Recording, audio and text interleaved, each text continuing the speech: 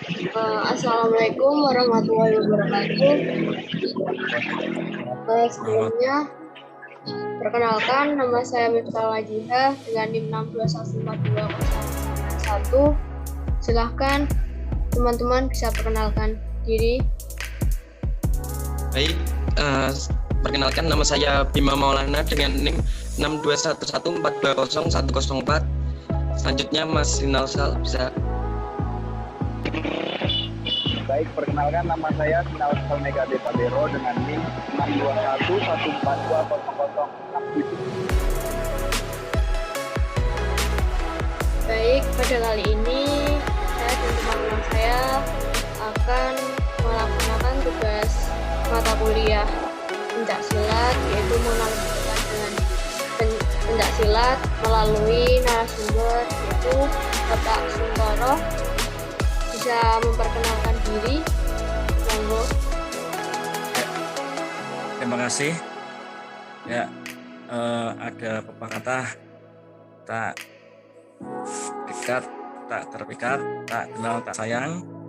Maka untuk lebih lanjut, maka saya akan memperkenalkan diri.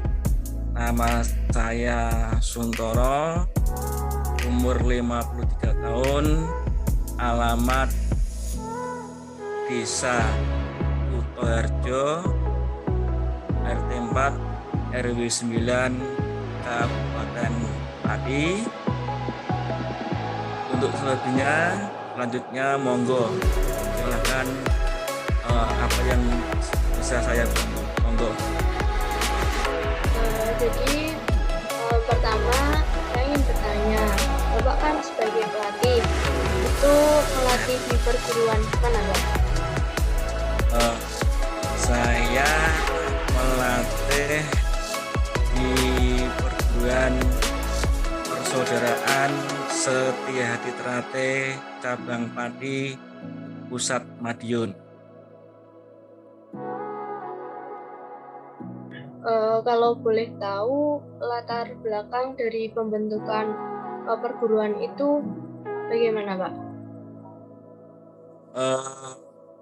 Jadi Setia Trate atau PST ini ya sebuah pencaksilat yang dikategorikan merupakan pencaksilat yang terbesar di dunia atau di Indonesia. Setia Trate ini pusatnya di Madiun, Jawa Timur.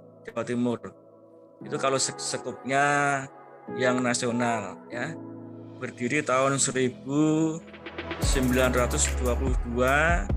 yang didirikan oleh Ki Hajar Hardjoutomo. Namun yang khusus untuk di cabang Pati ini mulai latihan tahun 1976 yang dilatih oleh Mas Saidianto. Beliau adalah seorang guru yang ditugaskan di Kabupaten Pati. Berarti sudah cukup lama ya, Pak? Kemudian Ya. Bapak sudah menjadi pelatih mulai tahun berapa? Saya mulai latihan sejak dari kelas 5 SD tahun 1980 dan kemudian pada waktu saya kelas 1 SMA tahun 1985 disahkan menjadi seorang warga atau pelatih Setia Trate, dan alhamdulillah sampai sekarang saya masih aktif di organisasi dan masih aktif melatih para generasi yang akan nantinya mencintai budaya pencaksilat. Ya, jadi kan katanya disahkan menjadi warga. Itu prosesnya bagaimana? Apa ada syarat-syarat tertentu? Ya, jadi untuk disahkan jadi seorang warga Setia Trate, yang pertama harus latihan dan kemudian menguasai materi-materi yang diajarkan, di antaranya senam dasar,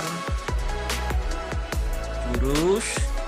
Ya, senam dasar itu 1 sampai 90, jurusnya 1 sampai 36, permainan toya, permainan berarti dan kerapen atau kunci-kuncian. Jadi pada waktu itu saya berlatih kurang lebihnya 5 tahun baru disahkan jadi warga atau pelatih SDA Ternate.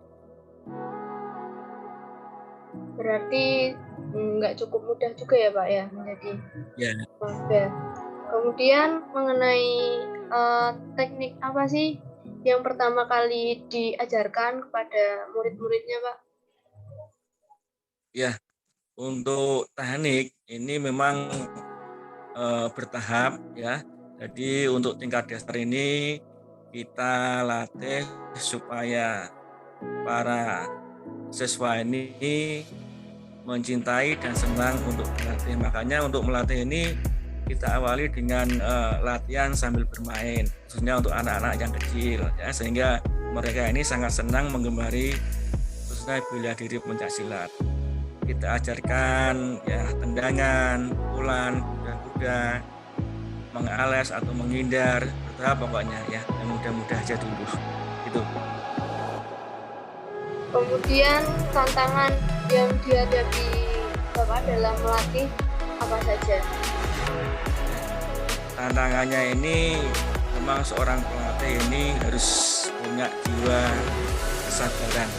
Jadi kalau tidak sabar makanya tidak akan jadi yang dilatih. Jadi seorang pelatih, seorang pengajar ini harus punya yang pertama jiwa kesabaran, kedisiplinan, dan lain-lainnya. Jadi kalau seandainya misalkan pada waktu hari latihan, kemudian siswanya tidak ada yang datang, kita pun jangan ikut pro atau ikut kendor. Kita harus semangat sehingga latihannya bisa berjalan dengan lancar dan terus. Kalau mendirikan latihan itu mudah, kalau untuk istiqomahnya ini sangat sulit. Ya, makanya untuk jiwa seorang pendekar ini harus punya jiwa pengabdian yang tulus dan ikhlas. Itu. Oke, ya.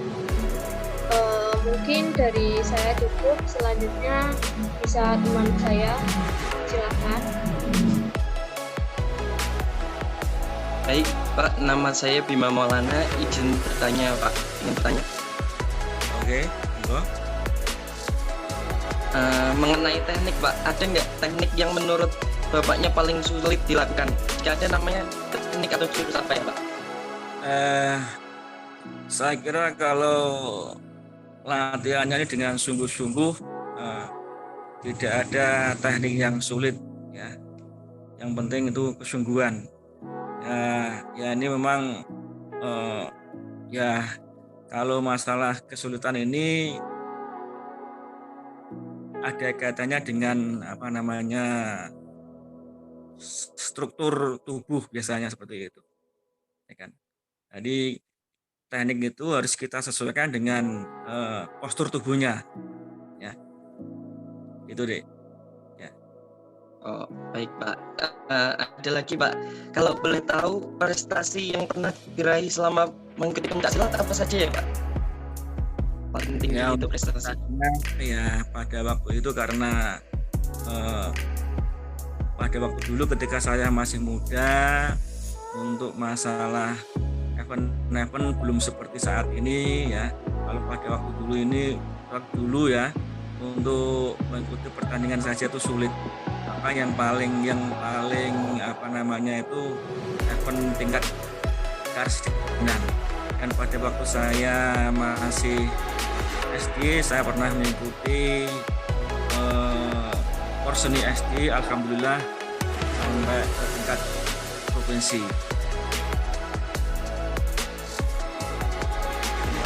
Baik, Pak, ya. Pertanyaan saya cuma ada dua. Selanjutnya akan dilanjutkan Mas Narsal jika ada pertanyaan. Baik Pak, saya Narsal izin bertanya banyak. Mendengar suara saya Pak? Dengar. Nah, jadi gini Pak, kan dalam latihan pencaksilat itu kan muridnya ada banyak. Nah, gimana cara Bapak untuk mendalami satu persatu niat seorang murid pencak silat untuk mengikuti latihan. Orang pelatih ini juga bisa punya di tengah-tengah para siswanya, sehingga di dalam mengajarkan sebuah pelajaran ini siswa-siswa kita bisa enjoy sehingga tidak merasa tertekan. Jadi kita ini kalau sedang melatih, kita posisikan diri kita sebagai seorang pelatih, teman, guru ya.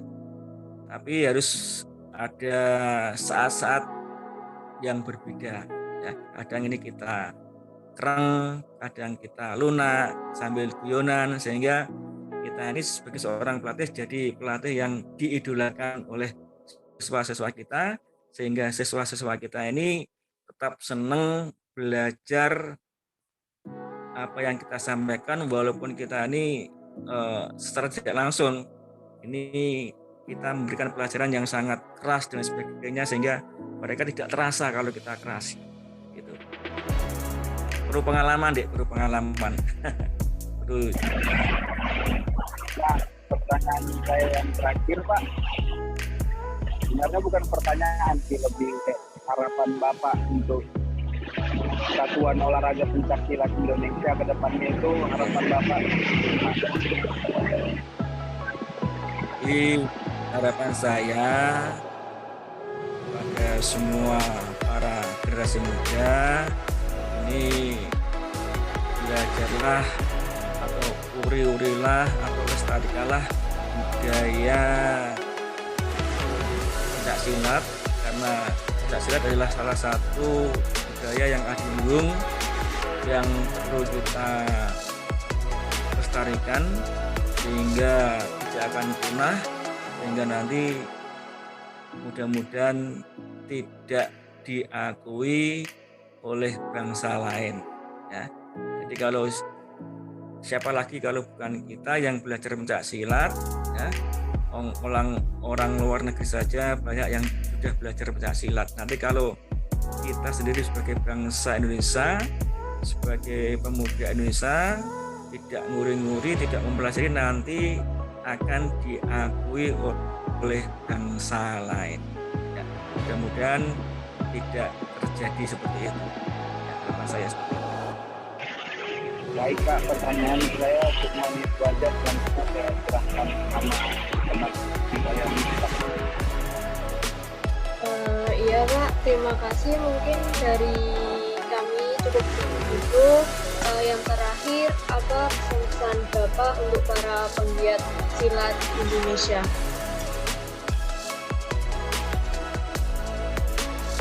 Maksudnya harapan gitu? Ya bisa.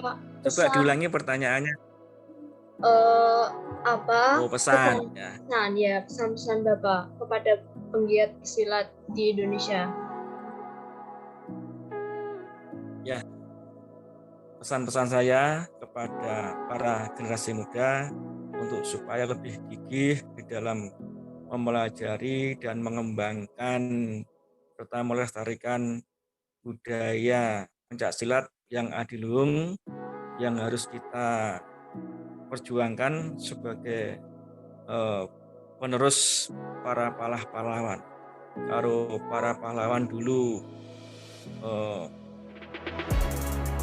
dalam perjuangannya bersemboyan berani mati, sekarang para pemuda harus bersemboyan berani hidup. Itu.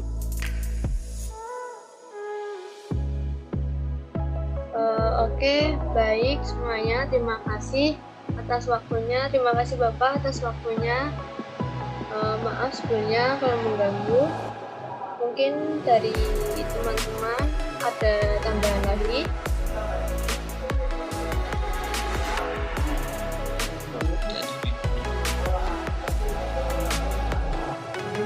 Oke, terima kasih. Saya akhiri. Wassalamualaikum warahmatullahi wabarakatuh. Shalom. Terima kasih.